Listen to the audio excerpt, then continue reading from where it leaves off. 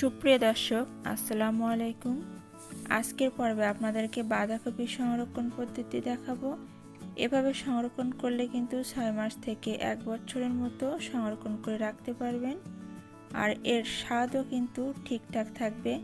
শীতকালীন সবজিগুলোর মধ্যে কিন্তু বাঁধাকপি অতি পরিচিত একটি সবজি, কিন্তু এটা শীতকাল ছাড়াও সারা বছর সংরক্ষণ করে যখন আপনার মন চাইবে তখন সংরক্ষণ করা বাঁধাকপির থেকে আপনার পছন্দ মতো পাকোড়া, মাছের তরকারি বা যে কোনো ধরনের রেসিপি তৈরি করে নিতে পারবেন। তো বাঁধাকপিগুলোকে প্রথমে এইরকম কুচি করে কেটে নিয়েছি, তবে আপনারা এখানে কিন্তু আপনাদের পছন্দ মতো সাইজ করে কেটে নিতে পারেন। চুলা একটা প্যানে পর্যাপ্ত পরিমাণে পানি নিয়েছি। এখন এর ভিতরে দিয়ে দিচ্ছি 2 চা চামচ পরিমাণ চিনি। চিনিটা দিলে বাঁধাকপির কালারটা দীর্ঘদিন ধরে ঠিকঠাক থাকবে, তো আপনারা অবশ্যই চিনিটা দেওয়ার চেষ্টা করবেন।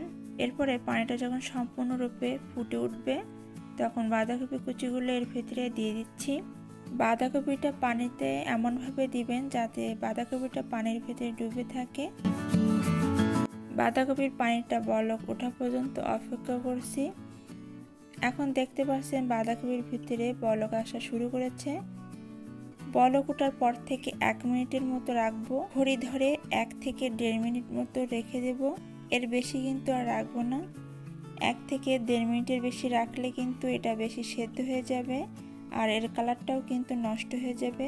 তাই আপনারা চেষ্টা করবেন পানিটা ফুটে ওঠার পরে 1 থেকে 1.5 মিনিটের পরে চুলাটা বন্ধ করে দিতে। আমি 1 মিনিটের মতো জাল করে নেওয়ার পর চুলাটা বন্ধ করে দিয়েছি। এবার এগুলো থেকে পানি ঝরিয়ে নিব। একটা স্ট্রেনারে রেখে আমি পানি ঝরিয়ে নিয়েছি। বাঁধাকপি ভাপানোর পরে কিন্তু এর কালারটাও মোটো চেঞ্জ হয়নি, কালারটা কিন্তু ঠিকঠাকই লাগছে।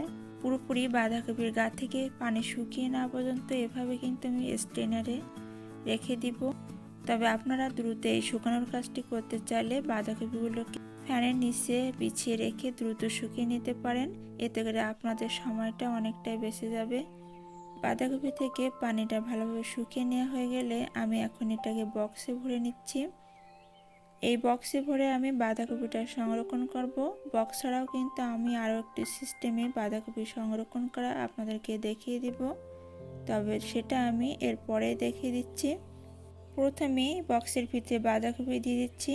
বাঁধাকপিটা দেওয়ার সময় বেশি চেপে চেপে না দিয়ে বক্সে এভাবে ছড়িয়ে দিলে ভালো হয়। আর বক্সটাতে আমি সম্পূর্ণভাবে বাঁধাকপিটা ভরবো না, একটু খালি রাখবো। এখন বক্সটার ঢাকনা লাগিয়ে দিয়ে এটা সাইড করে রেখে দিচ্ছি। এবার আপনাদেরকে আরও একটি সিস্টেম দেখিয়ে দিচ্ছি। এই ধরনের পলিব্যাগে ভরে আপনারাও কিন্তু সংরক্ষণ করতে পারবেন। পলিব্যাগগুলো সবার বাসায় কম বেশি থেকে থাকে, তাছাড়া যাদের ফ্রিজে জায়গা কম তাদের ক্ষেত্রে পলিব্যাগের ভিতরে বাঁধাকপিটা রেখে সংরক্ষণ করার সুবিধা কিন্তু অনেক বেশি, এতে করে ফ্রিজে জায়গাও কম লাগবে। পলিব্যাগের ভিতরে বাঁধাকপিটা দেওয়া হয়ে গেলে পলিব্যাগের মুখটাকে আমি ভালোভাবে আটকে নিচ্ছি যাতে করে এটা খুলে না আসে।